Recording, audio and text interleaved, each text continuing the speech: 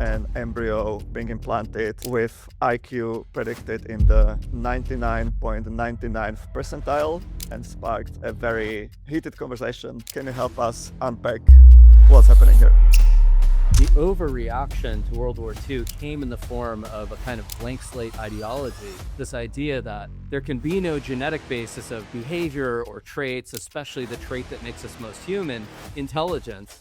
Could there be some unknown positive correlations between desirable traits and undesirable traits? We can actually dramatically eliminate or reduce disease and boost IQ and creativity, but we're also going to get some really weird shit along the way. Once we can do embryo DNA editing, do we still need to select?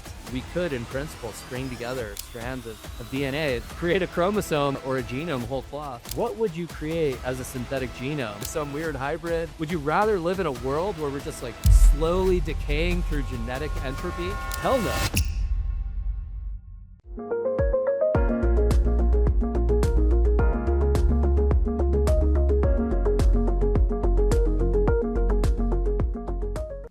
My guest today is Jonathan Anomaly, a philosopher, author, and co-founder of the embryo screening startup Herasight. Jonathan is a vocal advocate of using genetic technology to build better humans. Welcome to Accelerate Bio. Thanks for having me. This is going to be great. Okay, so there was a story trending on X yesterday about an embryo being implanted with IQ predicted in the 99.99th percentile by Herasight, and the original post got 7 million views and sparked a very heated conversation on both sides. So I would love to use this as the hook, and can you help us unpack what's happening here? Sure, that sounds good. We can address this from multiple angles. I mean, I suppose one angle is whether or not IQ is a real and stable phenomenon, whether it's got a genetic basis, how we measure it, how we validate our predictors. I guess I'll say this.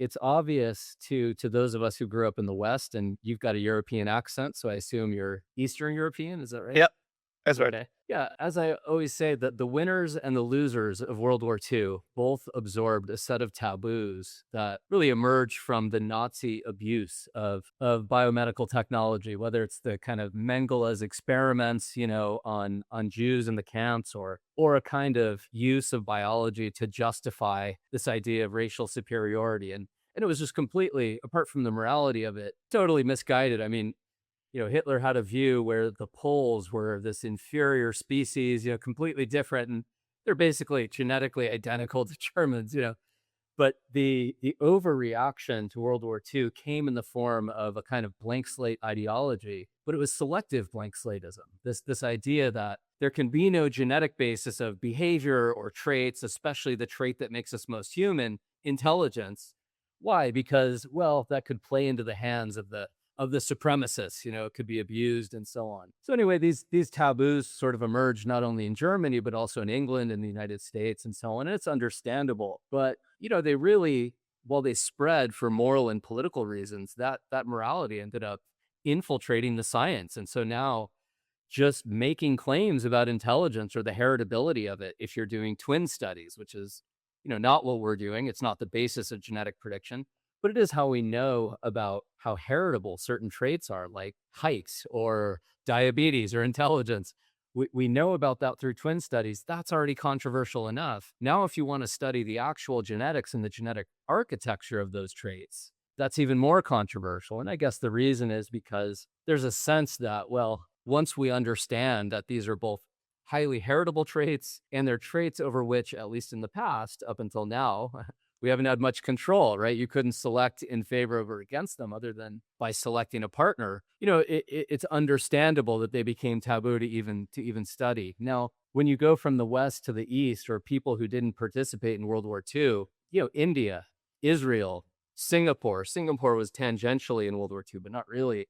These traits are not considered nearly as controversial. And I think that's instructive, right? It's instructive precisely because those kind of countries that are outside of these Western norms just don't see it as objectionable. They see intelligence as real. They kind of get that it's heritable, even if they don't speak that language. And they don't seem to, we know this from the data, when we ask people across the world, would you select against disease? It's just universally almost 80% will say, of course, yeah, that's obvious. Would you select to boost intelligence or affect aesthetic traits? And there you get the big divide. Indians, Singaporeans, there's just no distinction between intelligence and all these other traits, morally speaking. But when you get to the West, suddenly we get this kind of flailing around somewhere between, I don't even know what intelligence is, or maybe I know what it is, but it can't be genetic, or we can't understand the genetics, or fine, we understand all of it, but to alter it or to select in favor of it or so on would be wrong. And so that's an interesting thing. Anyway, fast forward now, we had this Twitter thread. I didn't write it, Gene Smith did, showing the embryos of a couple of our customers, and they just implanted, and it looks like it's been successful so far. You have to wait a few weeks, but why did this go viral? I mean, I think we're in this interesting moment, and you call yourself a kind of bioaccelerationist or effective accelerationist, whereby we've never known more about the biology and the genetics of traits that we all value and know contribute to human welfare, but we're also kind of expected to, deny it or be embarrassed about it. And I think this is why it goes viral on Twitter. We have many Twitter threads. We're about to release a report on schizophrenia and how much you can reduce it if you have a family history. I guarantee you that is not going to go anywhere near as viral as the IQ post. Why? Again, it's because it's breaking certain taboos, and people are kind of just glad to see that we're breaking those taboos. So anyway, yeah, that couple, and just to fill in the details of them, and you'll know more about them in the near future because they're going to announce their names and show their reports online soon. That couple who lives in San Francisco, one is from New Zealand, one from the US. What's interesting about them is although they care about IQ, it's not primarily or the only thing that they care about. And like so many of our customers, and the data indicates this, whether you're looking for a sperm or egg donor or you're selecting embryos, almost everybody prioritizes mental health, physical health, kind of overall well-being. And then they see IQ as maybe one element of that, but not the only thing and not the only thing that matters. So this is super interesting, and what the X reaction tells me is that pretty much everybody has a strong opinion about this, either one way or the other. So there are these people that get super triggered, and then there are these people that are like, oh yes, finally we're tackling these taboos. This is exciting. We're moving forward. And what I'm curious then to speculate about is how do you envision this moving forward in the West? So we have got this collective trauma from World War II, as you said. So is it just going to take time for the society to heal as a whole and accept that this is desirable, or are we going to continue, like splitting down the middle a bit more, and there are going to be some people that are advocating for this, adopting this, and there are going to be, I don't know, half of population, let's call it, that's going to continue being super, super opposed? Yeah, it's really hard to make predictions, but one thing that we know is the age of the internet accelerates everything, both good and bad ideas. I mean, one of the most interesting things, I was an academic for about 15 years before I joined Herasight, and I watched the woke revolution unfold, and you could see the seeds of it. And many people, like the psychologist Jonathan Haidt, have traced kind of wokeism writ large,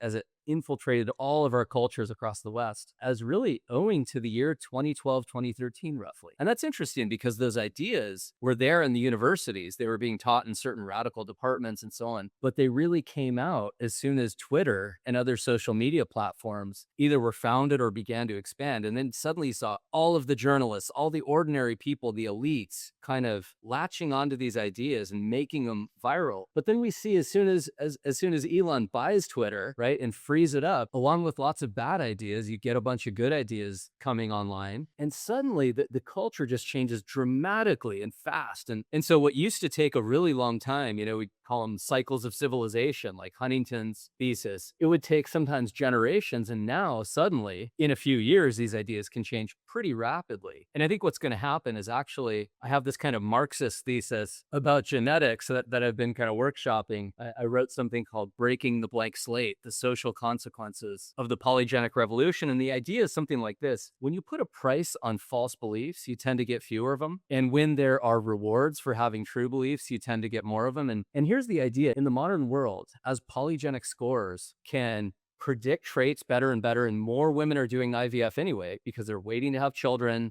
There's infertility problems. They're older. Basically, what those people are going to do, I believe anyway, is they're really going to start paying attention to the claims these companies make, including mine, but others too, like Orchid and Genomic Prediction. And they're going to take these claims a lot more seriously than your average sociology professor at Harvard would. And the reason is, if they don't, they know they're going to be leaving a bunch on the table where they could have done genetic testing. And, basically the alternative is they couldn't reduce schizophrenia or increase IQ and so on. And so I think what's going to happen is, at first it'll be slow. In the next sort of 2 to 3 years, more and more people will adopt. But as that happens, and that includes elites, especially, there's going to be a kind of preference cascade whereby we go from this technological innovation, not arguments that I'm giving. Nobody buys my book or reads it. Like, a few people do, but it's not my book that'll do it or the arguments. It's the reality of the technology and the fact that you have to pay a real cost by foregoing this technology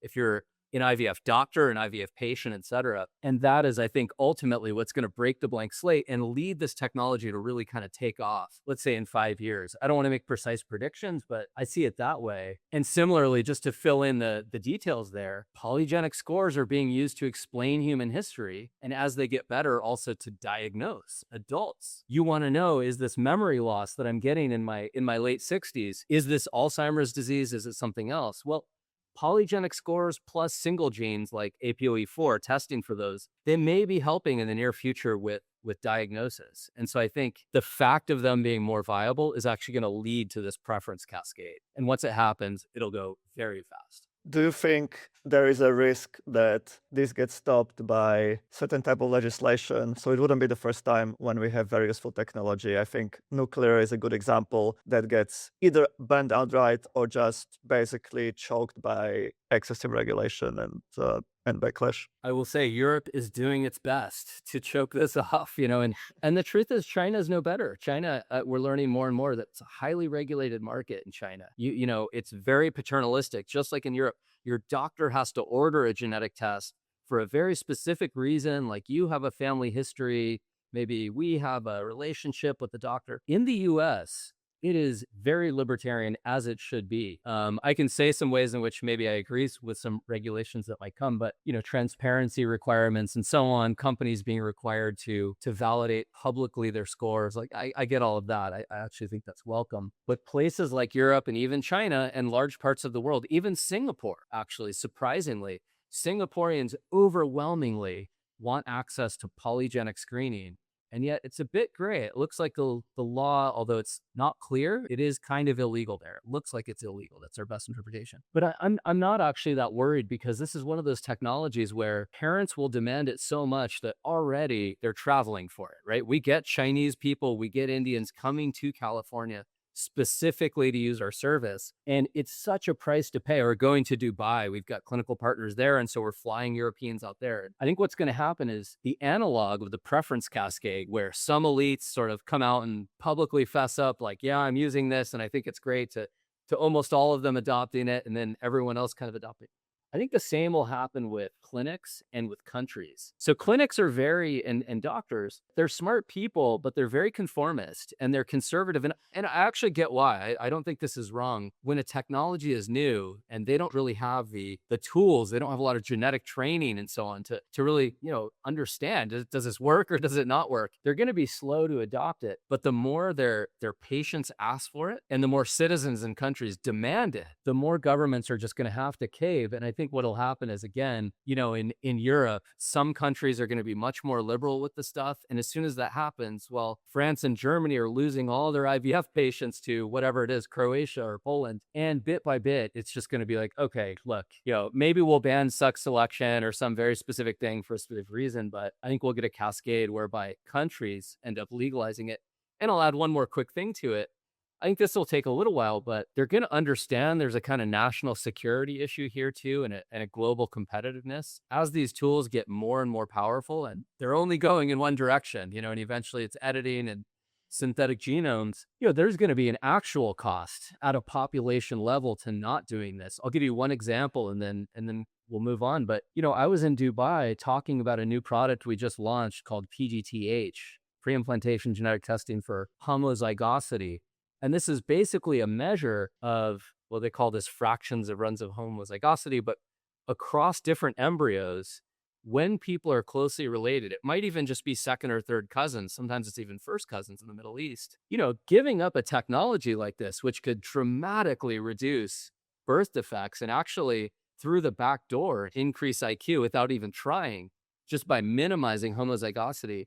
Basically, these countries are going to adopt it. The question is when, in 2 years, in 5 years, and at scale. And the more that happens, it's just going to have these spillover effects, in my view, on other countries. Having said that, there will probably be some countries that, stay behind, in some religious groups that do. One reason I don't support really massive subsidies to solve kind of inequalities for this sort of thing is precisely that some religious groups hate this. And I don't want them to have to pay for my genetic enhancement. That's fine. They can opt out. And I think some countries are going to be like that too. Are you saying that, on the other hand, some countries will be incentivized to maybe even subsidize this for the populations? I know, for example, Israel is already subsidizing IVF very heavily, which is slightly different. It's just to boost fertility, but is the same thing going to happen? Yeah, it is happening, as he said. So in Israel also subsidizes, and so does the UAE, United Arab Emirates. They subsidize genetic testing, not polygenic testing yet, and not this homozygosity tool that we just developed because they barely know it exists now. But I think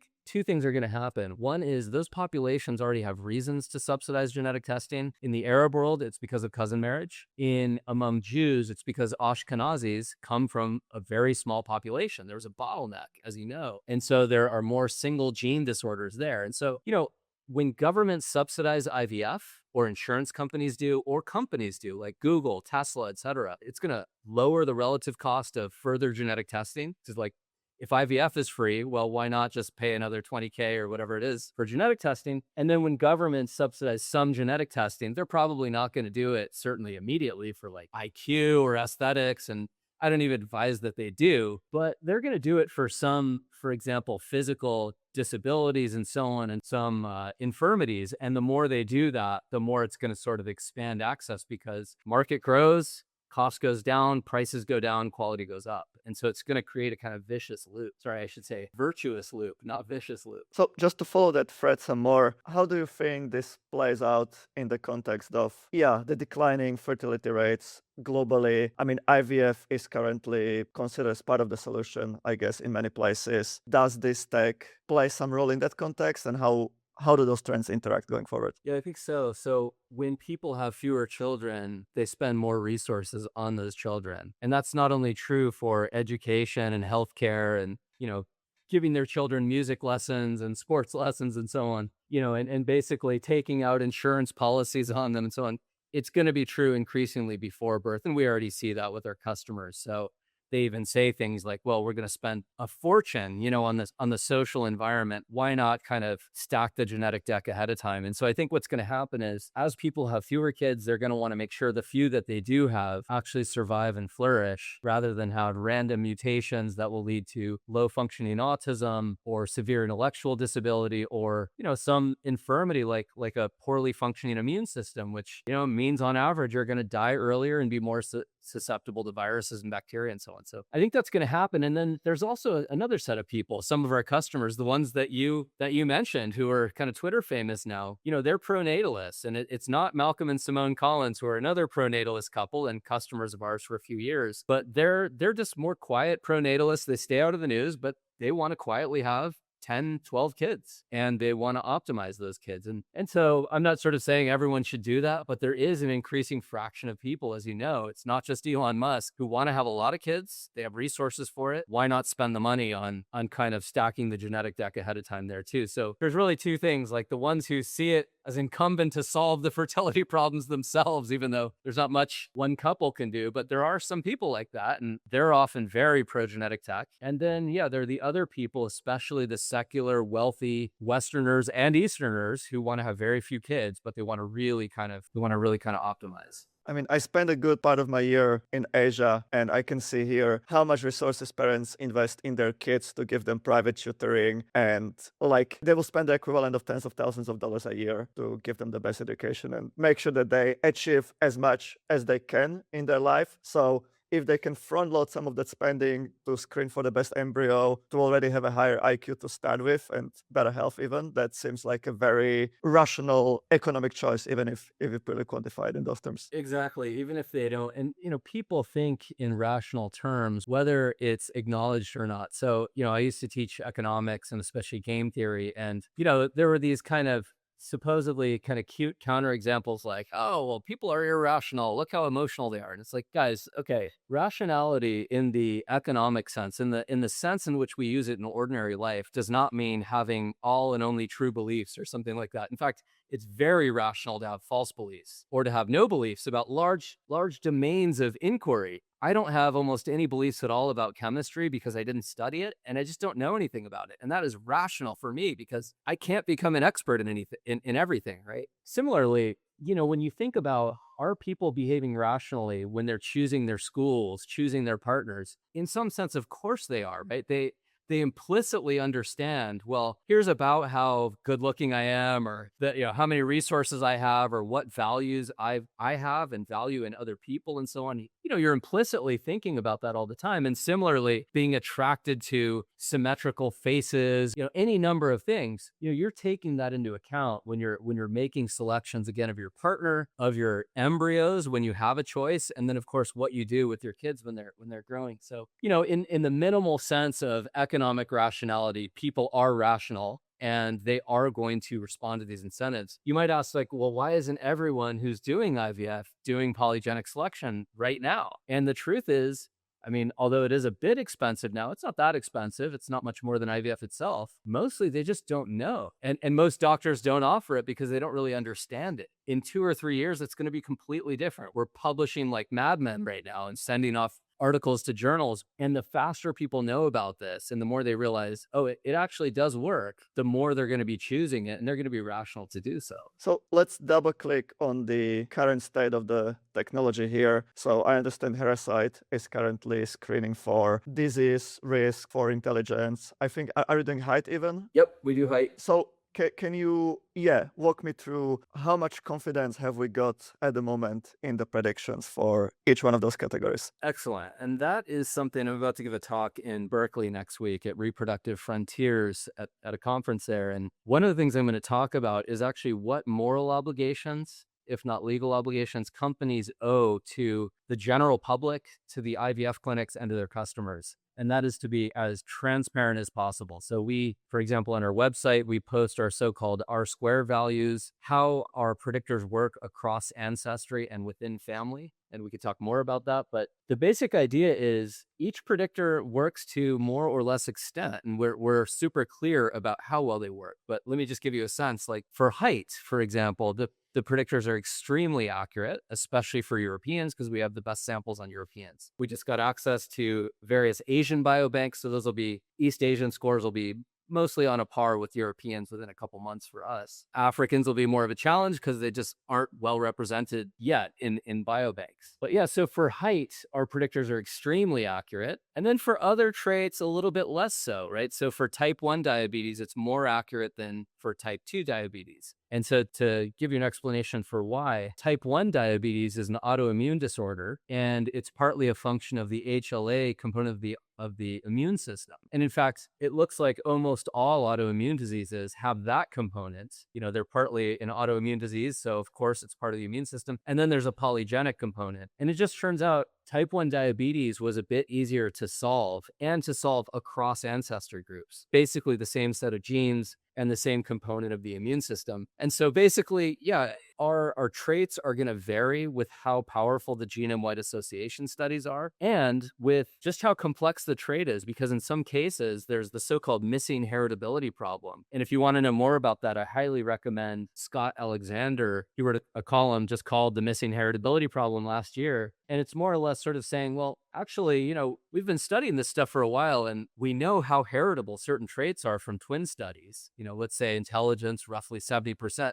Why aren't we getting all of the genes by now associated with intelligence? And it turns out what's happening is in these genome-wide association studies, we're mostly looking at common variation across people. We're not looking at those rare variants, and that be not as much anyway. And that may be part of the problem. And so anyway, the overall point is the predictors work more or less well depending on the particular disease and how well studied it is, and one more component on the family background. So for example, we're about to announce this, I guess, on Twitter in the coming weeks here. We've had some couples where there's barely any differentiation for a trait like schizophrenia. Partly that's not because the predictors are bad, although we don't know the full genetics yet of schizophrenia. It's partly because there's just low background risk. But if you have a really high risk because you have several people in your family with that disease, what you're going to tend to get is a much bigger differentiation between embryos. And so even with 3 or 4 embryos, you can actually see dramatic results. And so basically the short answer, the summary answer to that is the R-squared value. How much of the genetic variance we can explain depends in part on how well studied the trait is, how well validated it's been across different ancestries, and on your own unique family history, and also genetic luck.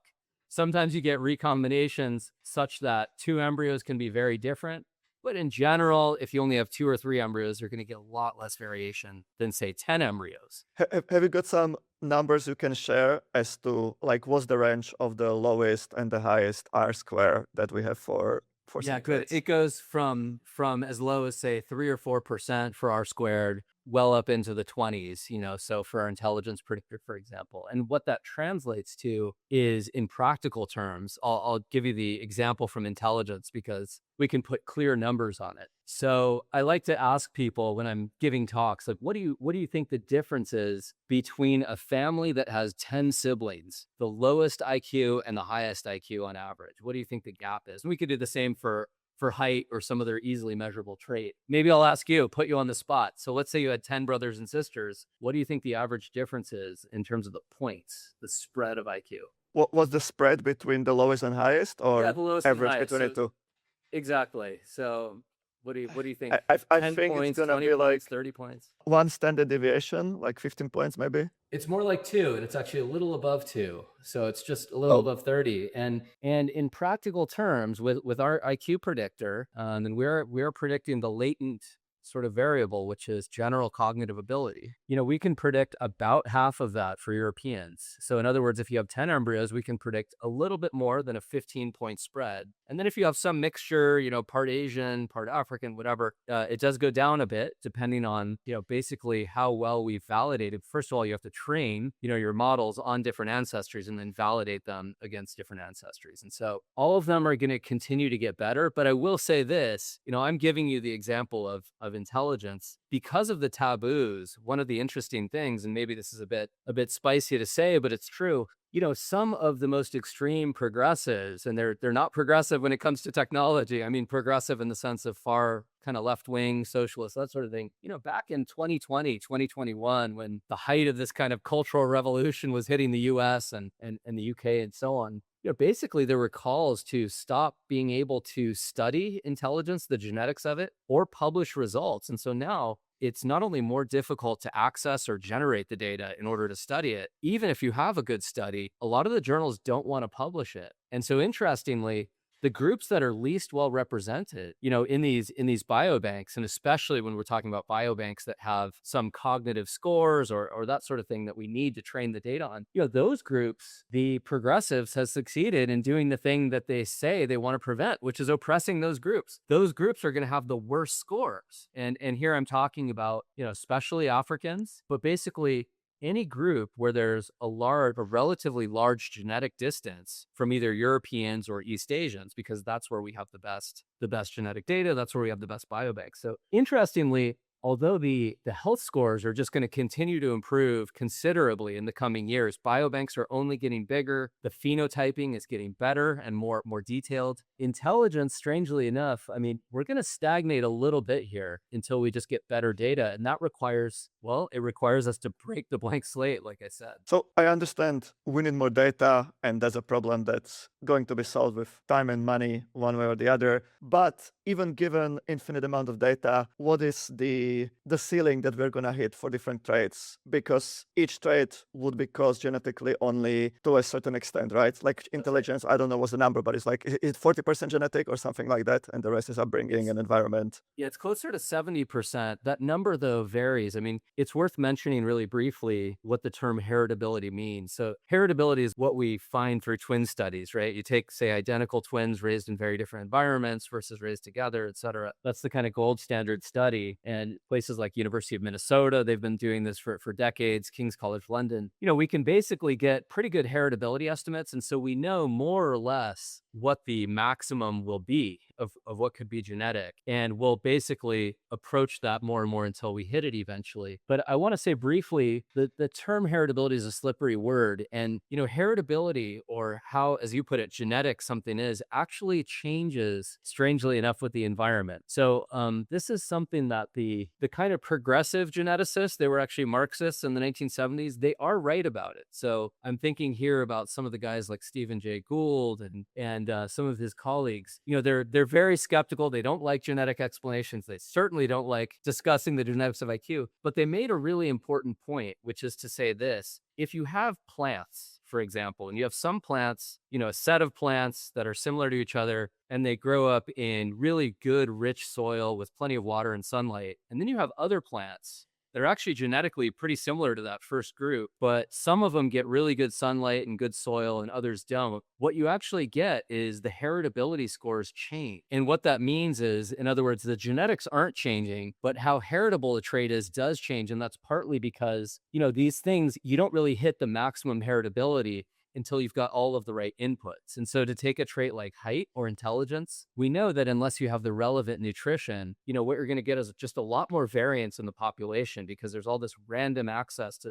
certain kinds of nutrition or other things that we don't fully understand. It could be nurture, et cetera. And so yeah, when you put out a number like, let's say, intelligence, I'm giving you kind of the upper end to say 70% heritable. That's mainly true in industrialized societies. But if you actually measure it in societies with extreme inequalities like India, you'll get a lower number, paradoxically. Because there will be more likely to be people who have grown up under malnutrition, and that's right. Those will vary more from the ones that don't. Some are growing up with great nutrition, music lessons, everything they could possibly need to be bright and creative and whatever. And others are in just complete squalor. They don't have iodized salt. They don't have enough, whatever it is, vitamin C. So their immune system isn't developing well. And obviously, if you're full of parasites, your brain isn't going to develop to its full potential. And so yeah, it's actually a really solid point that a lot of people on the left especially make. They're right about it, but they often overplay it. And they'll say, well, therefore, if we solve these problems of nutrition and parasites, what we're going to get is equality. And the answer is absolutely not. We're going to get a lot of inequality, but maybe a little bit less than you would have in a society like this. So if we can predict 70% of intelligence, I mean, that's very powerful. That's going to be super impactful. How about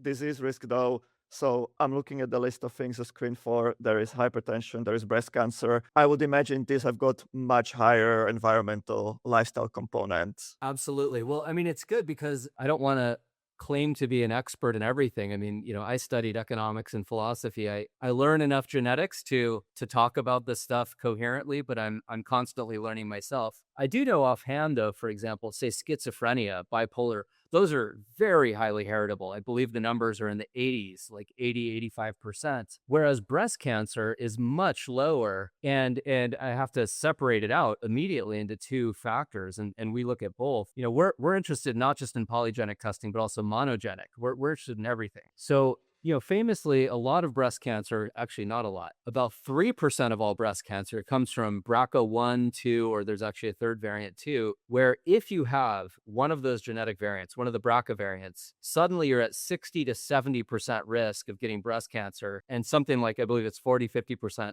ovarian cancer. But that's only 3% of all those cancers, right? And so if you have one of those, like, you're really kind of almost doomed. But then 97% of breast cancer is not caused by BRCA. It's both a mixture of having a high polygenic score, there, where there's multiple genes affecting it, and environmental stuff that, frankly, we don't understand yet. Is microplastics contributing? Is it lead in paint? We frankly just don't know. I think there will be more knowledge about it in the future. But, just to take an example like that, you've got schizophrenia on the one hand, it's basically a genetic disease. That doesn't mean if you have a high polygenic score, you'll definitely get it. But what it does mean is when you're looking at the population level, what explains the difference between schizophrenics and non-schizophrenics? It's almost entirely genetics. And that's just not true for breast cancer. I guess I'm trying to get a sense of what are the limitations of the types of questions this is going to be able to answer, and what are the traits that we will never be able to predict, if any, even once we have the perfect data we can have. Well, you're hitting the limits of my knowledge, because I don't claim to be a medical doctor or a clinical geneticist, but it seems to me the obvious kind of conceptual answer to that is, as we said earlier, when you've got diseases that are highly heritable, the more of the genetics you understand of that, the better. And the more you're going to be able to actually, if not eliminate those diseases, dramatically reduce them.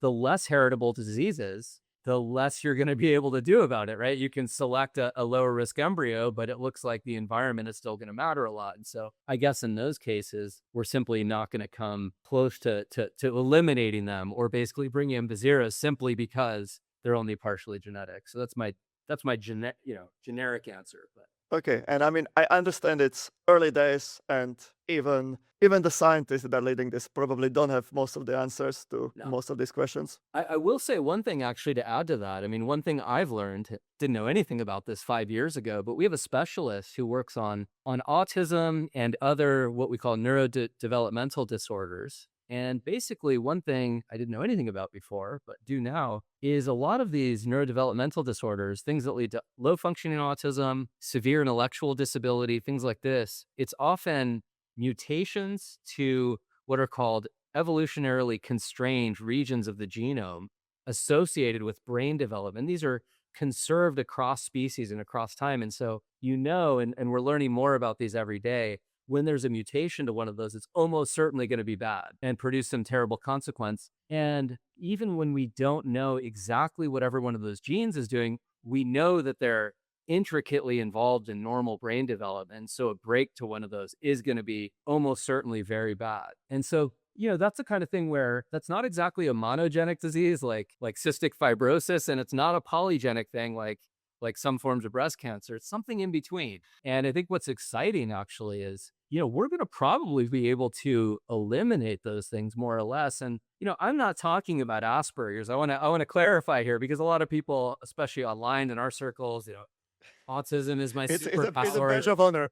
Yeah, it's a badge of honor, and half of our team has autism. Well, what they mean, of course, is Asperger's. They're high IQ, and they're really good at kind of, systematizing rather than empathizing, as Sacha Baron Cohen says. But that's not what I mean. I mean people, they have different levels, but kind of the level 3 autism, where you're basically not going to have a job for the rest of your life, and your parents are going to have to devote their entire lives to simply keeping you at home and taking care of you. And the truth is, nobody wants that. I mean, obviously we should care for these people. We should have legal protections. It's actually more important in the future, as we eliminate disease, as we lower disease count, those who do have diseases, we need to protect them even more. Having said that, nobody actually wants that for their future. And I'm pretty confident, as more people do IVF, we're going to be able to substantially reduce those. That's pretty exciting. I mean, I wonder if it really ends up like vaccine technology that we just take for granted now. We just administer it to pretty much everybody who wants it, which is almost everybody. And as a result, we have just eliminated some diseases entirely, and we don't think about them at all. Yeah, you don't spend your days thinking, what's going to happen if I get polio? Be in a wheelchair, or just have crooked legs or something, or will I actually die of it, which some people did. And we're better off for that, right? The opportunity cost is we get to focus on things we care about, and, hitting the gym and optimizing and so on. I like the vaccine. If I can push that analogy even further, a lot of people, I think probably not you, but skeptics of these kinds of technologies, not skeptics of the science, but of the ethics, they'll say, look, it's okay to prevent disease, but enhancing capacities, there's something, it's icky, or I don't like it, or it's, unnatural or against God's will. And the truth is, I mean, this is exactly what vaccines and antibiotics are. We discovered some secrets from nature. We manipulated them for our own ends. I literally just got vaccinated yesterday because I just turned 50. And thank God we have a vaccine against shingles now, right? Because chickenpox, which we now have a childhood vaccination for, it's not a perfect vaccine. It's great, but this thing can reemerge in your 50s and 60s. a simple goddamn shot, which is free of charge, your insurance company covers it, can just dramatically improve your life. And when you think about what we're doing, we're giving a kind of genetic vaccine. And I mean that in two ways. One is we're reducing the risk of these various polygenic disorders, but the other is essentially in the long run, what we're going to be doing is boosting the efficacy of the immune system from the start, right? So you're going to have a probably better than quote natural immune system. And that's exactly what vaccines do, right? They take an inoculated virus or bacterium, they inject it to make your immune system work in ways that literally didn't exist 100 years ago. None of our ancestors had this. It is an enhancement, not a treatment. And good, we're better off for it. I'll give you another example. I went to the eye doctor today. I had great eyes my entire life. I'm from a family of pilots. And suddenly I hit, 49, 50, and man, I can barely read things close to my eyes. Guess what? Artificial lenses now are good enough that even if you don't have a quote disease, you're just getting older, you can replace your lenses and see like a 25-year-old. Why wouldn't you want to do that? I mean, I'm not saying everybody should have to do that, but I'm absolutely thrilled that I'm not going to need glasses anymore. I can just get a surgery and it's over. Yeah, Let's enhance ourselves, right? Yeah. I honestly don't think any of these, people that are super vocal against it are against like human enhancement in general and are against laser eye surgery or against, most of the things that we do as a common part of healthcare system right now. I wonder if this is just a common reaction of like whatever has just come into the Overton window that is gonna stay there for a bit, be considered like the controversial enhancement thing that's going against God, blah, blah, blah. And then it gets displaced by whatever is the next frontier that becomes more controversial than. I think it's pretty plausible. I always like to use the example of the Catholic Church. I'm not picking on them, but like any church, like any institution, when artificial respirators came about, there was resistance to it in the same way when Ben Franklin invented the lightning rod. There was religious resistance to it. Why? Because lightning or whatever other disaster led to you not being able to breathe properly was either God's punishment or it was just, it happened. You kind of got to go with nature. And the idea was, if you put an artificial respirator in, you're basically thwarting God's will. You're keeping someone artificially alive longer than they, quote, should be. And yet, 100 years after those respirators are invented, the Catholic Church now says it's a sin to remove them. You're not allowed to remove them. It's actually wrong and should be illegal. These things, I guess God has changed his mind. God has changed his mind. So, I'm not mocking religion or anything, but what you said is entirely right. As soon as these things are understood to work, I mean, IVF itself, you'd be shocked. I've learned so much in the last 5 years since joining this company and starting it. I didn't realize how conservative IVF doctors were. When you look back in time, 50 years when it was born, when it was invented, there was widespread opposition to it, reluctance, skepticism. It's wrong. And that changed really quickly. And then when PGTA was invented, that's pre-implantation genetic testing for aneuploidy, basically counting chromosomes to make sure this is going to be a successful pregnancy and won't be terminated early spontaneously. Even that had widespread opposition, including among the professional society, like the American Society for Reproductive Medicine. They'll say, like, our number one goal is reproductive autonomy and parents get to choose, but we don't like this genetic testing stuff. And it's just, I guess it's part of the course of things. This is how institutions work. What were their arguments back then? Were they also saying eugenics, or like was it? Some of it is actually, some of it is legitimate, so I don't want to mock them. Some of it is just, we should all be skeptical about new science. Like, you do need to show me, does this actually work? And I'm not opposed to that. And actually, they are right. In some cases, it doesn't work very well. For example, some companies don't offer PGTA tests that are as accurate as others, maybe more false positives, negatives. I think the main skepticism, and they've written this, so I know this is true, is that their goal as an association, or the various clinics and doctors, traditionally in IVF, it's to get the parents a child. The minimum number of embryos you need to get a child. The goal was not to minimize disease. It was not to count chromosomes and make sure you don't have Down syndrome or, a terminated pregnancy or whatever, spontaneous abortion as they call it, miscarriage. That wasn't the goal. The goal was get a pregnancy. And that's why sometimes you remember, well, you're younger than me, but back in the 90s, a lot of IVF babies were triplets, because they put a bunch of embryos in knowing that a bunch of them weren't going to implant typically. And it's like, oops, all of them implanted this time. Well, now we don't do that precisely because of the PGTA test. The implantation rates are higher. But traditionally, that wasn't the name of the game. It was just a live birth. And so, for example, if you're 28 years old, you have very few aneuploid embryos, meaning kind of chromosomally defective embryos. If you're 42, you have many, it may be 90% of them. And so, the ASRM and these other organizations are just saying, oh, yeah, you don't really need this unless you're in a certain bracket. And technically that's true, but they were taking highly paternalistic stances toward that. And they really are now toward us, sort of saying, well, this is unproven, we don't recommend offering it, we know what's best and whatever. That's how professional societies operate. I'm used to it from academia, right? Like, we know what's best for people. We need to control the thoughts they have and so on. This podcast is brought to you by SuperHuman Fund. If you're building on the frontier of human enhancement, we want to hear from you. Link in bio. We're looking to back the first trillion-dollar company in humanity 2.0. Full disclosure, we are an investor in Herasight, featured in this episode. If you were to steelman their argument, though, then you would say that it's because some of the companies are not communicating the uncertainty correctly, or could you steelman it? Definitely. That's the steelman, and that is true. And there are some companies, I won't name them, but there are some companies that really did a disservice to the whole space by not properly calibrating their scores or not validating them correctly, right? They would say they're offering one thing, and when you actually independently validate them using real data, running their predictors through real people, real DNA, the results are very different than they said. And when things like that get publicized, and I think they should be, because, those companies need to be exposed, people tend to be skeptical, and it's not wrong to be skeptical. But then when companies do actually validate their results correctly and then publish those results, at that point, the skepticism should melt away. And, one way in which, so I just steelmanned it, but let me go back to straw manning just one more time. This is not a straw man. This is actually an accurate portrayal. Scott Alexander, who I mentioned before, wrote this nice piece on missing heritability. He has a beautiful phrase from maybe 10 years ago where he says, sort of, beware of selective demands for rigor. And, one thing we should have is we should demand rigor across all sciences. But sometimes, people, for moral reasons, they won't like a certain technology for whatever reason, nuclear power you mentioned, or polygenic selection. And they'll demand standards of validation that are far higher than what experts actually know we need.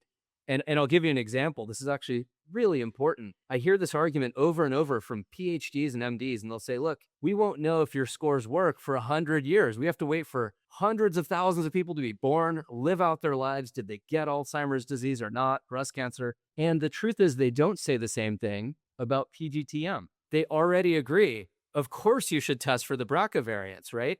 Why do they agree with that? That's all new information.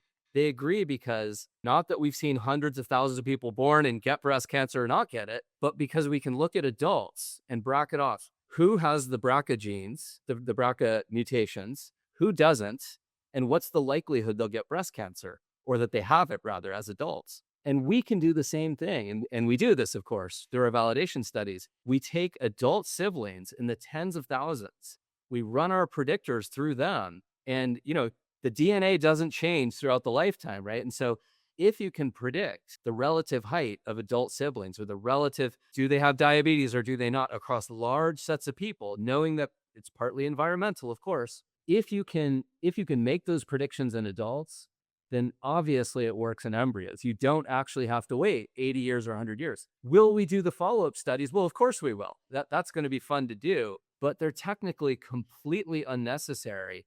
And everyone knows that. And they recognize it for BRCA, for APOE4 that we know causes Alzheimer's disease. So there's really no difference between those and the polygenic scores. It's just that there's more genes involved. But the methodology is pretty similar, actually. To really be the devil's advocate for a second, is there a risk of some unknown positive correlations between desirable traits and undesirable traits? So an example would be super out of distribution high IQs have got some positive correlation with autism. So could there be some others which we don't know and we might end up selecting for health and unwillingly we're selecting for Excellent. something undesirable? This is the most important question, and we should keep asking it for the next 50 years or until we know basically the total genetic architecture of everything, right? So pleiotropy is the term that you're gesturing at, and that just means, when one gene or a set of genes or a set of genetic variants, as we say, A's, C's, G's, and T's, when a set of variants cause multiple phenotypic outcomes, right? So it could be that maybe melanin has an effect on skin color and hair color. Technically those are different things, but maybe it affects both. Or similarly, some variants might affect brain health, but also immune health. And maybe it's an indirect correlation. So it could be a direct correlation where the genes are actually causing those outcomes directly, or the genes are causing behavior where one of those traits is strictly biological. The disease is caused directly by the gene, but the behavior is mediated by the gene. It just influences behavior in ways that makes other diseases more or less likely to appear. I'll give you an example with IQ, and we've done pretty big studies on this, thanks to Tobias Wolfram on our team. With IQ, you basically get almost entirely positive pleiotropy. The Asperger's or autism correlation, it's still unknown. Some people have found a very small but positive correlation at the extreme end of IQ. Others haven't found it. I think those studies need to be done with bigger data sets and so on. But with other things, like does IQ correlate with good mental health? The answer is unequivocally yes. It also correlates with good heart health, etc. And what we end up finding, this is true both for the diseases that we offer. So if you're selecting against a disease, or if you're selecting in favor of IQ, what you end up getting is either neutral or positive pleiotropy in most cases, meaning when you select against one disease, you actually get fewer of other diseases. And this makes evolutionary sense, actually. So think of how tenuous a gene would be, or a small set of genes, where it's wrapped up in multiple phenotypes, and basically the whole organism depends on this one gene. As soon as it mutates, everything's going to fall apart, which is basically what Tay-Sachs is, right? It's rare by definition because it just destroys everything, and so what you're going to expect is when you have negative pleiotropy, it's going to be probably pretty rare and isolated to a few traits. And I'll give you one example where it occurs. So we have found it, not surprising, if you select in favor of extreme height, and by extreme I mean something like above 6'7", 6'8". Once you get into 7 feet and above, especially, you end up with all kinds of cardiac problems. And this is not surprising because you're selecting for the extreme bit of our species. That's not going to be true for everything. And it may be the case that if you're at the absolute extremes for intelligence, there may be some of these unknown effects. Are they necessary? Absolutely not. I mean, we know cases like von Neumann and Einstein and all of these who were clearly geniuses, but were also creative and interesting and funny and healthy. And, so there's no necessary correlation there. But, when we do find negative pleiotropy where on net it's actually bad for you, we are absolutely clear we need to publicize that. And that's an ethical principle, not a scientific one. So companies have a kind of moral obligation, I think, first of all, to do these pleiotropy studies and then make it known what are the total effects, to the extent that we can know those, of selecting for or against something. And my view is, and I've seen this in action, when you do have a clear case of negative pleiotropy, like extreme height and heart health, what will parents do? On average, I think the vast majority will say, all right, maybe I wanted kind of a tall son or something like that, but I'm not going to impose like an early heart attack on him so that he could be a little taller than normal. And so I think we will get selection in favor of height for large quantities of the population, but I suspect it'll kind of top out right around 6'3" or 6'4" until or unless we can understand maybe there are ways of being really tall and avoiding the heart problem, or ways of being extremely smart and not having that slightly elevated risk of autism.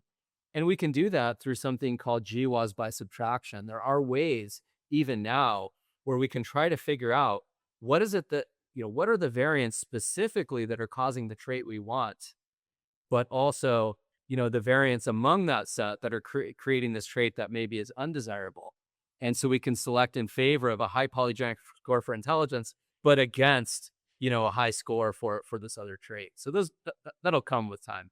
It's a very interesting frontier for sure as we start to understand how those traits interact and all those pleiotropies. Yeah, and I'll give you an example of that too, just to fill in the blanks. I mean, we're not the first to study this. Genomic prediction, Eric Wyden and Diego Marin and others have a paper from 2022 showing very clear and palpable positive pleiotropy for mental health traits. So when you select against schizophrenia, you select against severe depression, against bipolar as a side effect. And Scott Alexander also told me something about this some years ago. I'm not sure if it's panned out actually, but he mentioned this thing called the P factor, analogous to the G factor. G factor is general intelligence. The P factor is general psychological health. And, the idea is it's not clear whether this is true yet, but it may be the case that there's just kind of general mental well-being or general mental health. And so some of these genes that predispose you to bad health in some ways are maybe predictably enough going to cause bad health in other ways. And so there's going to be kind of some general factors, just like with the immune system, just like with general cognitive ability, same thing with like mental health, where there are just clear directions where selecting in those directions will have multiple good effects, not just the one effect that you're trying to achieve. So right now, yeah, positive pleiotropy dominates. And so like if you're just going in blind, selecting against diseases, even if we haven't, done comprehensive studies and know the full genetic architecture, we can basically tell you in general, you're going to get very good outcomes, but you can't tell yet whether every specific case is going to be on net, positive. There are going to be some negative cases. All right. So to step back to understand where we are on the adoption curve right now, you said we have had IVF here since the 1950s. Then PGT-A, PGT-M got introduced to scan for chromosomal abnormalities and for monogenic diseases. And I believe now more than 50% of all IVF screens for these things. So where are we at with PGTP, which is the technology that you're using? How many people have used it to date? Yeah, I mean, we've had a couple hundred customers. There are other companies, Orchid, Genomic Prediction, and so on. Genomic Prediction must have had far more than us because they're 7, 8 years old now. And Orchid, I'm sure, has had more than us as well. So there must be thousands of people who have been polygenically screened. The first birth was to Genomic Prediction. We're the first to do IQ, and we've got born babies, who usually it wasn't just solely on IQ or primarily for that, but some did actually get significant boosts. Some of them are very public, so I'll mention them, like Malcolm and Simone Collins. They have a lot of embryos, and they had one pretty normal distribution, pretty wide because there's a lot of embryos.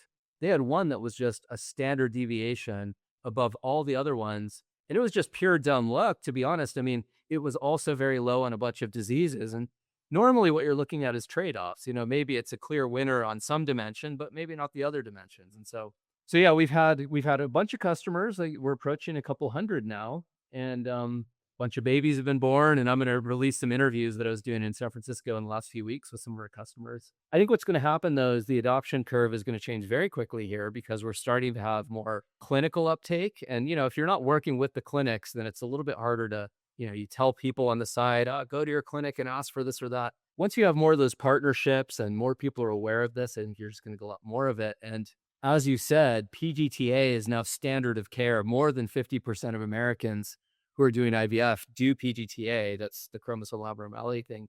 I think PGTP, since the vast majority of disease that we care about is polygenic, it's not monogenic, it's not chromosomal. It's just very obvious that the traits people care about and the diseases they care about being polygenic, there's going to be a rush toward this.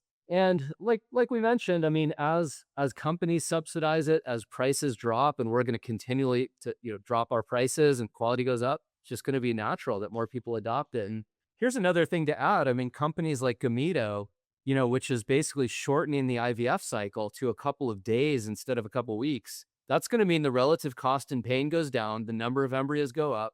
And so you're just going to get this virtuous cycle, as I put it, where IVF gets easier and then we avoid IVF altogether, right? You get, as my friend Travis, who works on IVG says, you're going to get babies from a blood draw, right? Where you take blood cells or some other adult cell, turn them into pluripotent stem cells, then create eggs from those.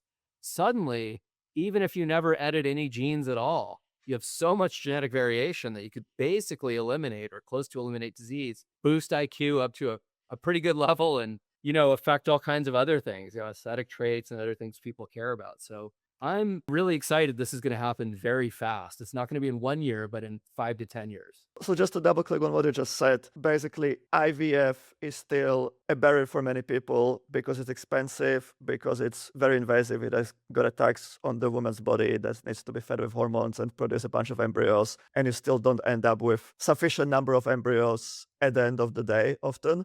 So as soon as we can replace IVF with IVG or some other technologies, then The sooner the better. Although, it's yeah. interesting because about half of our customers are doing IVF electively in order to take advantage of this technology. And one of the things we've seen, and we've kind of noticed, we've sparred a little bit with some doctors, partners of ours, friendly sparring, where they're just kind of flummoxed and surprised at the results of our customers. But the reason they're surprised is that our customers they're not necessarily 20-year-olds, but they're like maybe 30, 32, completely healthy. And because they're healthy and doing IVF, they're a non-random subset. I mean, traditionally, who was doing IVF? It was people who had genetic problems, infertility issues, were older, like 39, 40, 41. And so actually getting a large number of embryos, or at least sufficient to select from, sort of 7, 8, 10, it's a lot easier than a lot of people think. And I didn't have an opinion about this 5 years ago. I was just deferring to whatever I read, from studies. But it turns out those studies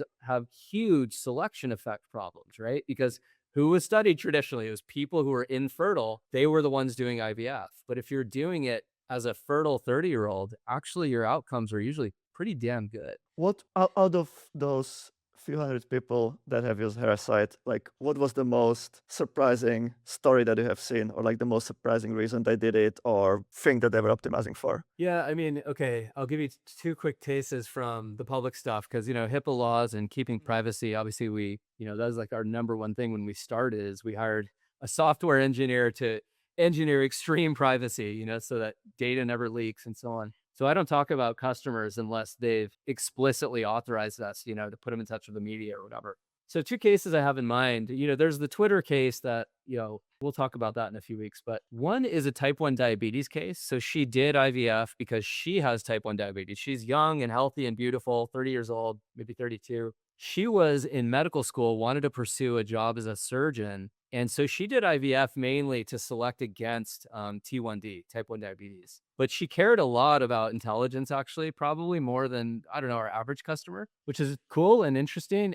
But when she saw her customer report, everything melted away when she saw the T1D results. Like IQ is not going to figure in until she minimized T1D. So that's one interesting anecdote. Even the people who do care about IQ end up probably caring about it less than you would think when they're trading it off of a really life-changing health trait. Another case that was especially interesting was just maybe 2 months ago. And I guess, we're going to make that public really soon. That's schizophrenia. And this is a couple who very just sort of traditional, ordinary people on the East Coast, a family history of schizophrenia and bipolar on one side, and pretty extreme, like a few people with it. And they didn't care, not only about IQ did they not care, they wanted to cover everything up. They didn't care about anything except schizophrenia. And that's because we're talking about, I don't want to fill in too many details because family situation and don't want to like dox them, but they did say it was okay to publish their report and to talk about their report. And very ordinary people. They went to their doctor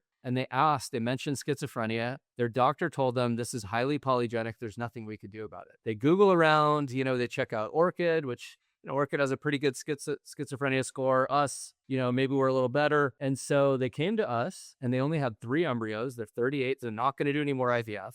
And with those 3 embryos, the lowest risk score was 4% lifetime risk. And then the other 2 were about 18%. It was like 18 and 19. And the lifetime risk for the average person in the population is 1%. So you could move down from roughly 18% to 4%. And when you're dealing with a disease like schizophrenia, and we're talking about, potentially being institutionalized, lashing out at your family members with violent sort of, hallucinations and so on. I mean, this is completely life-changing. And I think that's really neat because, we think IQ is great. I mean, we're not hiding behind anything. We offer it and we think it's fantastic. And in many ways, it can be seen as a kind of health trait and a general ability to navigate a complex world. So I think, I stand behind IQ.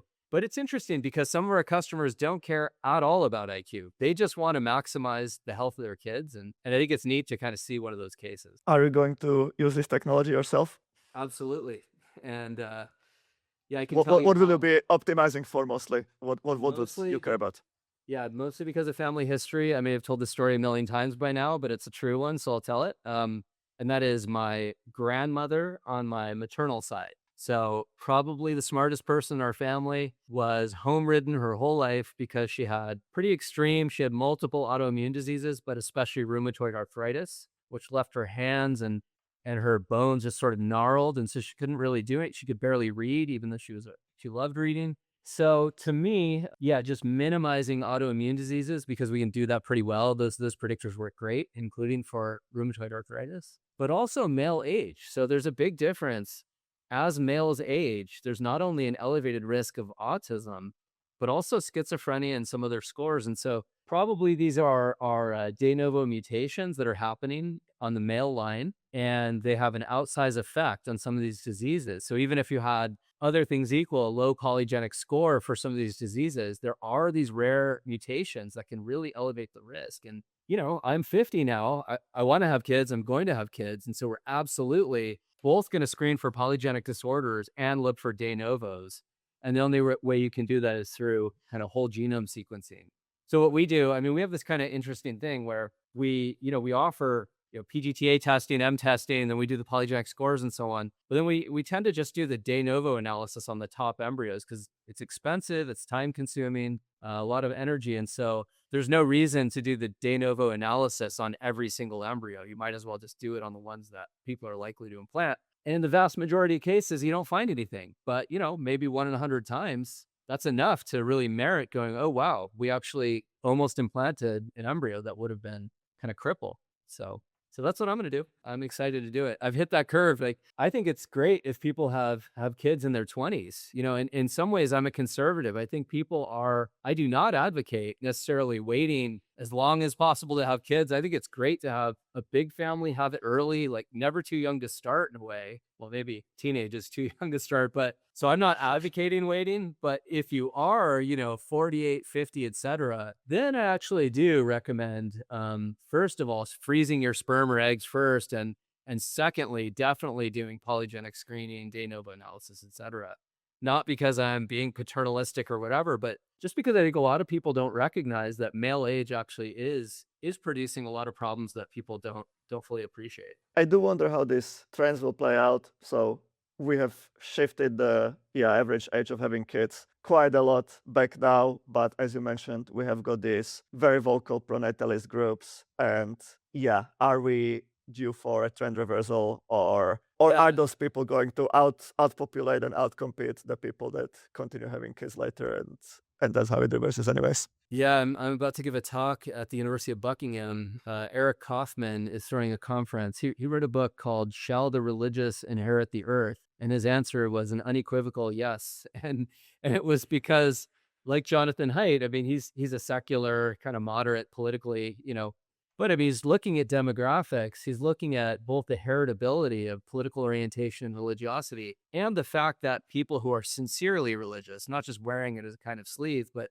actual believers, they not only tend to have like slightly higher subjective well-being measures, they tend to be in more stable families, and they tend to have a lot more children. And that's true across countries and within countries. So more religious countries clearly have more children, and within countries, the more religious people, Israel being the most extreme example, have the most children. Is that going to continue? I don't know, but I think what will continue, and I'm going to argue this in my talk for this conference, some form of tribalism will reemerge. And I think it's an open question whether it's going to be like, religious or racial and ethnic tribalism, or possibly you can imagine a kind of pronatal movement. I don't really know what the glue is that will bind them together, other than kind of liking kids or thinking they're cute or whatever. But there may be a kind of like bioaccelerationism, or people who are super into the tech, and they're just they form their own communities in Prospera, or the network state with Balaji or something. I'm a little skeptical that it'll happen, but it might actually. And there it'll be the kind of like, not the religious, but the the kind of religiously motivated, pro-tech people, shall they inherit the earth? Maybe a big part of it. I don't know, actually. Pronatalist, tech accelerationist tribe taking over would be a very interesting scenario to watch. I think it would be a great scenario, and it's an interesting one. But I'm actually going to end that talk, and I'll end this statement by saying, actually, even though I think birth trends are pretty troubling, and whenever anyone mentions Gattaca to me, I always counter, have you seen Idiocracy? Because that's like the actual trends, where the most educated and well-placed people to have families have the fewest and the least, and that's not great, for humanity. But one interesting thing is, traditionally, as Adam Smith argued in The Wealth of Nations, this is in chapter 4, he sort of says, well, the division of labor is limited by the extent of the market, and the extent of the market is limited by the number of people, plus access to like navigable rivers, etc. He's thinking about, how do we create wealth? It's through trade and having more minds, divided, working on more topics, whether it's in the sciences or the arts. You just get more and better stuff, in general. And so with fewer people, you got to worry there's going to be less stuff and less stability. On the other hand, I'm more and more thinking, AI is a little bit, hyped. Everyone's talking about it. I'm not going to add too much of my own original thoughts here, but it is fairly obvious at this point that more stuff will be automated. It already has been for a long time, right? That's what computers and other machines do. That's what cars do. They replace horses and so on. But I mean, now that we're getting an accelerated pace of automation, including thinking, right? There are real downsides to that. Kids growing up and, rather than learning critical thinking skills, relying too much on AI. I think that could be a downside, but the upside is huge amounts of intellectual labor will basically be done for us. And so maybe the smart fractions theory is going to be sort of triumphant here, which is, as long as there's a sufficient number of people who are, let's say, using the technology, even if there's fewer and fewer of them, but there's a sufficient number plus AI and automation, maybe that's fine. That's going to be enough for large portions of humanity to really flourish. And then those people who they don't want to polygenically screen their kids or edit them or whatever, and they reject all of this stuff, well, they're still going to benefit from all the people who are doing that. And so even if they're the giant majority of people and they're the only ones having kids, as long as there's a sufficient number of bright, creative, interesting people using this technology plus AI and automation, maybe we'll be in good shape. Maybe tribalism triumphing is not the only way in which we can still pull out a real great future. So maybe it's idiocracy with pockets of tech-enabled Maybe, progress. exactly. And will those pockets form their own kind of stable tribe, or will they be like the typical libertarian gathering where it's like every man for himself and like, okay, this is my tribe, but I don't actually care about you guys. We're all going our own way. I don't know. We'll see. It's going to be an interesting couple of decades to watch. That's for sure. We've covered a lot. This has been great. Before we wrap it up, we started with a tweet. I want to mention another tweet, which also came up this week. And that was the first time that an embryo has been DNA edited with no detectable errors. So how do you, I guess briefly, how do you see these two technologies playing out together? Are they competing? Once we can do embryo DNA editing, do we still need to select? Good. So my opinions have changed on this, and I want to give the caveat again.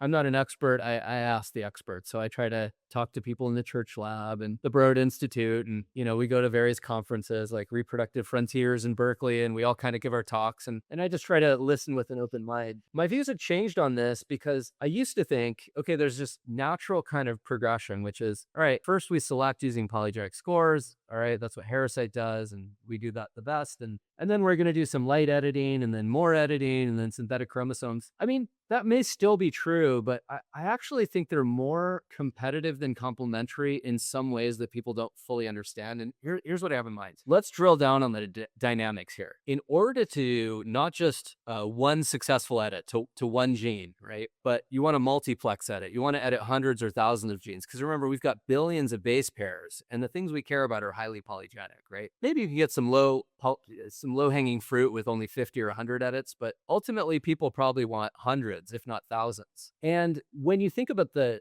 structure of an embryo, right? So a sperm fertilizes an egg, and immediately those cells start dividing. Well, the problem with editing adults, as is we've got trillions of cells, and maybe you don't have to edit every single one of them, but you have to edit if you want the effect on the heart. You got to get all of the heart cells, right? Or at least most of them, or some other organ. And similarly with the embryo, if you're going to want a multiplex edit, you want to get it very early. So you're hitting 1 cell, 2 cells, something like that, not 200 cells, which is what we get at day 5 when we biopsy an embryo, analyze the DNA, give you your polygenic scores. And so I think actually in a weird way, there's competition here, because if you want to edit, at least for the near future, you're going to have to edit really early on. And then what you're going to do on top of that is hopefully, day 5, you biopsy and then probably look to see, are there any unwanted mutations? Is the embryo mosaic, et cetera? And you have to biopsy it to figure that out.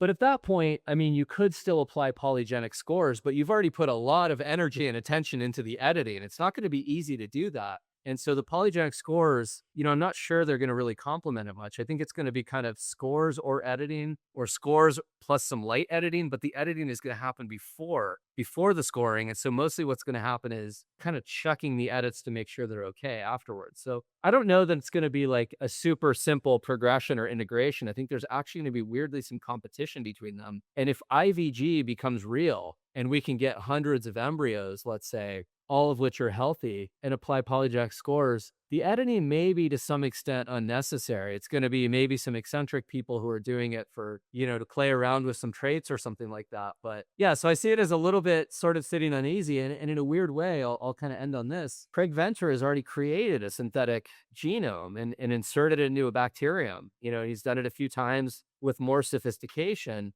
Now, that was a very minimal genome, but it's proof of concept that we could, in principle, string together strands of DNA, strands of these molecules that comprise DNA, and just create a chromosome or a genome whole cloth. And if we can do that, in principle, seems like weird that we would want to even apply widespread edits plus all this weird testing afterwards, when we could just create the thing from scratch. And so I used to think that was more science fiction, but I actually think weirdly now, multiplex editing is sort of more sci-fi than simply creating a genome from scratch.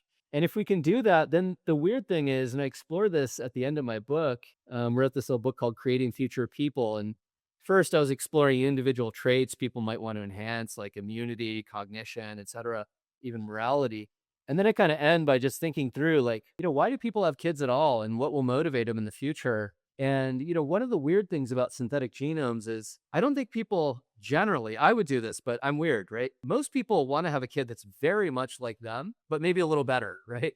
Live a little longer, maybe a little brighter, more creative, whatever it is. And so weirdly enough, like, what would you create as a synthetic genome? Would it be like your wife if you have one, or more like you, or some weird hybrid? And then you have to like hammer it out in discussion. So I actually think this technology is going to be viable in the current century at some point, but how people will use it and how that will affect relationships, I think is of great significance, because this is where I'm channeling my inner conservative, kind of like Louise Perry. I've had some discussions with her. She's a little worried about this technology for the same reason that she's worried about the pill, that the more we divorce sex from reproduction, the more you make the family unit kind of disposable. And I'm conservative enough, even if I'm not like a classical religious conservative, to think like there is real value in having a family, and living with a family and children that are related to you, and having and building your legacy. And so, yeah, I mean, some of these technologies are going to introduce some really strange incentives, and it's going to be an open question how we deal with that and how that affects like family life and birth rates. I want to use the best of these, of both worlds, like traditional families, at least where people want them, but also kind of augmented reproduction, because nobody wants to just roll the genetic dice at random. Nobody who's seen the consequences of that actually wants it. But, do we really want completely synthetic children, so to speak? And it's an open question. Some people will probably do some very unexpected things with the technology if they have it, and try to replicate like their favorite movie star, or I don't know. Totally agree. And I'll end. Yeah. I'll end by saying, I mean, I've got one myth behind me on one wall. I've got other myths throughout my house. And, maybe Prometheus is a little bit overused. So I'll turn from myth to Nietzsche. And, Nietzsche really hated John Stuart Mill in a lot of ways. But both Mill and Nietzsche sort of said, at some point, mankind is judged by its highest specimens. And in some ways, I agree with that. I don't fully agree with it. I mean, the rest of us have value too. I'm not a highest specimen, but I do think there's something beautiful and interesting, and John Stuart Mill thought also useful in a utilitarian sense, in producing, great geniuses, without which Mill said mankind is a stagnant pool. He says these geniuses, they're the salt of the earth. And to produce great genius, as he said, and Nietzsche understood too, we need the freedom to experiment. And does that always mean everything goes perfectly and everyone's happy and healthy? Hell no, right? But that's not life anyway. Life is full of disease and terrible things and war and so on. And so, in some ways, this is no different. We can actually dramatically, eliminate or reduce disease and boost IQ and creativity and all of that. But we're also going to get some really weird shit along the way. And I think we need to learn to just accept that's part of life. There is uncertainty, but God, it's exciting. Would you rather live in a world where we're just like slowly decaying through genetic entropy? Hell no, I don't want to. And Herasight doesn't want that world either. It's a good point, and there's a reason why people obsess about Eileen Gu in the Olympics or worship Elon Musk and on an individual level go to great lengths and sacrifices and risk to achieve status that's anywhere. Absolutely. near And that. even ordinary people who often resist this, what kinds of television shows do they watch? The actors are beautiful. What radio programs, podcasters? There's a reason they tend to have deeper voices. People like it, and large numbers of people do. And so, they are implicitly perfectionists. Maybe we get jealous that we're not like that. We get envious and want to tear it down. That's the kind of worst instincts in our nature. That's the kind of communist instinct. But you know what? Like, we should recognize these are vices, not virtues. And there's a real virtue in kind of pushing our limits and recognizing I might not get there, my kids might not, but like maybe some other people's kids will. And that's fantastic, right? We're becoming the best version of ourselves. And I mean, what is life for if not for that? I think that's the perfect spot to land this. I agree. Thank you for having me on the show. And I really look forward to meeting you in person one of these days and your own. Hopefully soon. So. By the way, if you're enjoying this, hit subscribe. We drop a new episode weekly, exploring how AI, biotech, and human enhancement are shaping the future. And if a friend would love this too, send it their way. It really helps us keep going.